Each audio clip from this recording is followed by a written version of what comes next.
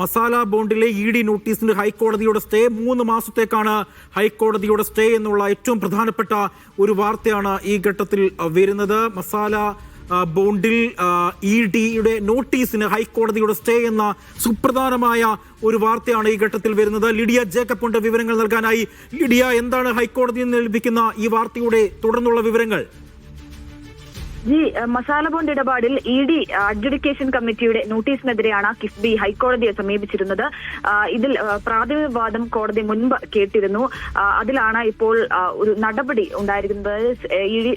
E ഡിയുടെ ഭാഗത്തു നിന്നുള്ള തുടർ നടപടികൾ സ്റ്റേ ചെയ്തുകൊണ്ടുള്ള ഒരു ഇടക്കാല ഉത്തരവ് ഹൈക്കോടതിയുടെ ഭാഗത്തു നിന്നും ഉണ്ടായിരിക്കുന്നത്.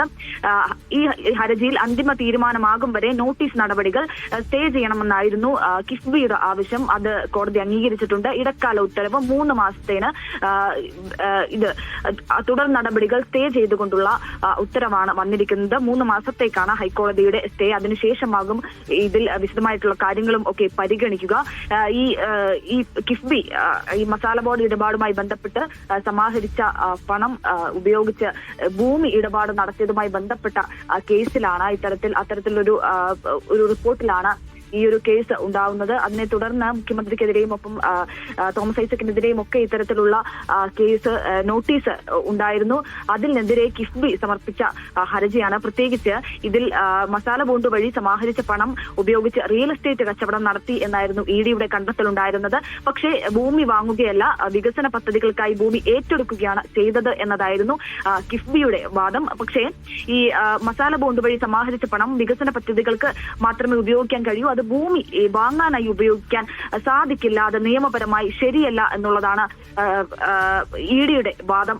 എന്തായാലും ഇതിനെതിരെ ഇ ഡിയുടെ നോട്ടീസിനെതിരെ കിഫ്ബി ഹൈക്കോടതിയെ സമീപിക്കുകയും ഹൈക്കോടതിയിൽ നിന്നും 3 മാസത്തേക്ക് തുടർ നടപടികൾ സ്റ്റേ ചെയ്തുകൊണ്ടുള്ള ഒരു ഇടക്കാല ഉത്തരവ് വരികയും ചെയ്തിരിക്കുന്നു. പ്രധാനമായും ലിഡിയ, ഈ നോട്ടീസിൽ എന്തെല്ലാം കാര്യങ്ങളാണ് കോടതി പരാമർശിക്കുന്നത്?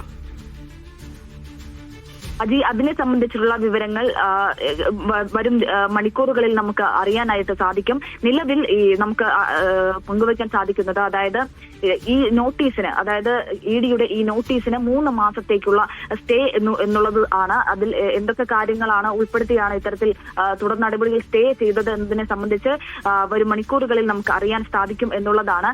ഇത്തരത്തിൽ ഞാൻ മുൻപ് സൂചിപ്പിച്ചതുപോലെ തന്നെ ഈ മസാല ബോണ്ട് വഴി സമാഹരിച്ച പണം ഉപയോഗിച്ച് റിയൽ എസ്റ്റേറ്റ് കച്ചവടം നടത്തി എന്നായിരുന്നു ഇ ഡിയുടെ കണ്ടെത്തൽ. പക്ഷേ ഇതിൽ സർക്കാർ നിയമപരമല്ലാത്ത കാര്യങ്ങളൊന്നും തന്നെ ചെയ്തിട്ടില്ല, നിയമത്തിന്റെ വഴിക്കാണ് കാര്യങ്ങളൊക്കെ ചെയ്തത് എന്നായിരുന്നു കിഫ്ബിയുടെ വാദം. അതിനെതിരെ അതുകൊണ്ട് തന്നെ ഇ ഡിയുടെ നോട്ടീസിനെതിരെയാണ് ഹൈക്കോടതിയിൽ ഇത്തരത്തിലൊരു അപ്പീൽ സമർപ്പിച്ചത്, ഒരു ഹർജി സമർപ്പിച്ചത്. ആ ഹർജിയിലാണ് ഇപ്പോൾ ഒരു ഇടക്കാല ഉത്തരവ് വന്നിരിക്കുന്നത്. ഈ സർക്കാരിന്റെ കൈവശമുള്ള ഭൂമിയിലോ മറ്റേതെങ്കിലും ഫണ്ട് കൊണ്ട് സർക്കാരിലേക്ക് വന്ന ഭൂമിയിലോ ആയിരുന്നു മസാല ബോണ്ടിന്റെ പണം വിനിയോഗിക്കേണ്ടിയിരുന്നത് എന്നായിരുന്നു കഴിഞ്ഞ ദിവസം അഡീഷണൽ സോളിസിറ്റർ ജനറൽ അറിയിച്ചിരുന്നത്. അതിനെല്ലാം ശേഷമാണ് ഇത്തരത്തിൽ കഴിഞ്ഞ ദിവസങ്ങളിൽ വിശദവാദം കേട്ട ശേഷം ഇത്തരത്തിലൊരു തുടർ നടപടി സ്റ്റേ ചെയ്തുകൊണ്ടുള്ള ഉത്തരവ് ഹൈക്കോടതിയിൽ നിന്നും വരുന്നത്.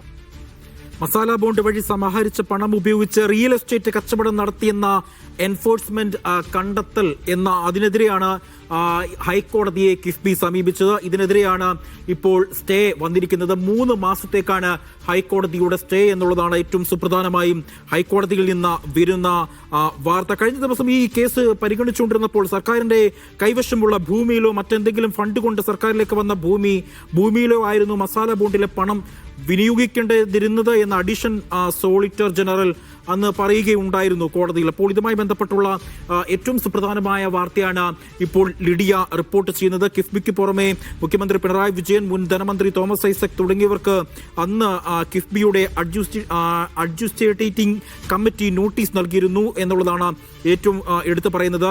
ഇതിനകത്ത് ഇ ഡി പ്രധാനമായും പറയുന്നത് വിദേശത്ത് നിന്നും ധനസമാഹരണം നടത്തിയതിൽ ഫെമ ചട്ടം ലംഘനമുണ്ടെന്ന ഇ ഡി റിപ്പോർട്ടിന്റെ അടിസ്ഥാനത്തിലായിരുന്നു ഇത്തരത്തിലൊരു നടപടി ഇ ഡിയുടെ ഭാഗത്തു നിന്നും ഉണ്ടായിരുന്നത് എന്നുള്ളതാണ് ഏറ്റവും പ്രധാനമായും എടുത്ത് പറയേണ്ടത്.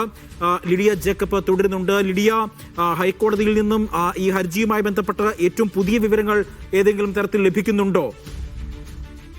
3 മാസത്തേക്ക് തുടർ നടപടികൾ സ്റ്റേ ചെയ്തു എന്നുള്ള കാര്യമാണ് ഹൈക്കോടതി ഇപ്പോൾ വ്യക്തമാക്കിയിരിക്കുന്നത്. അത്തരത്തിലുള്ള ഉത്തരവാണ് ഹൈക്കോടതി ഇപ്പോൾ തന്നിരിക്കുന്നത്. മറ്റ് വിശദാംശങ്ങൾ ഈ സ്റ്റേയുടെ മറ്റ് വിശദാംശങ്ങളോ കാര്യങ്ങളോ വരും മണിക്കൂറുകളിൽ നമുക്ക് അറിയാനായി സാധിക്കും. എന്തായാലും ഈ തുടർ നടപടികൾ സ്റ്റേ ചെയ്യണം, അതായത് ഈ ഹർജിയിൽ ഒരു അന്തിമ വാദം ഉണ്ടാകുന്നത് വരെ തുടർ നടപടികൾ സ്റ്റേ ചെയ്യണം എന്നായിരുന്നു കിഫ്ബിയുടെ ഭാഗത്തു നിന്നുള്ള ആവശ്യം എന്ന് പറയുന്നത്. മാത്രമല്ല ഇതിലൊരു പ്രാഥമിക വാദം കഴിഞ്ഞ ദിവസം കോടതി കേട്ടതുകൂടിയാണ്. അതിനുശേഷമാണ് ഈ അന്തിമ തീരുമാനമാകുന്നതുവരെ ഇടക്കാല ഉത്തരവുണ്ടാകണം, അന്തിമ തീരുമാനം ഉണ്ടാകുന്നതുവരെ സ്റ്റേ ചെയ്യണം എന്നാവശ്യപ്പെട്ട് ഹൈക്കോടതിയെ കിഫ്ബി സമീപിക്കുന്നത്. അതിലാണ് ഇപ്പോൾ ഹൈക്കോടതിയിൽ നിന്നും ഇത്തരത്തിൽ ആശ്വാസകരമായ ഉത്തരവ്, കിഫ്ബിക്ക് ആശ്വാസകരമായിട്ടുള്ള ഉത്തരവ് ഉണ്ടായിരിക്കുന്നത്.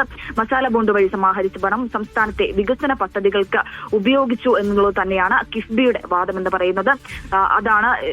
അത് അംഗീകരിച്ചു, അല്ലെങ്കിൽ അതിന്റെ തുടർ നടപടികൾക്ക് തുടർ അന്വേഷണങ്ങളുടെ ഭാഗമായിട്ടാണ് എന്തായാലും തുടർ നടപടികൾ ഇതിൽ ഇഡിയുടെ നോട്ടീസിന്റെ തുടർ നടപടികൾ സ്റ്റേ ചെയ്തുകൊണ്ടുള്ള ഉത്തരവ് വരുന്നത്.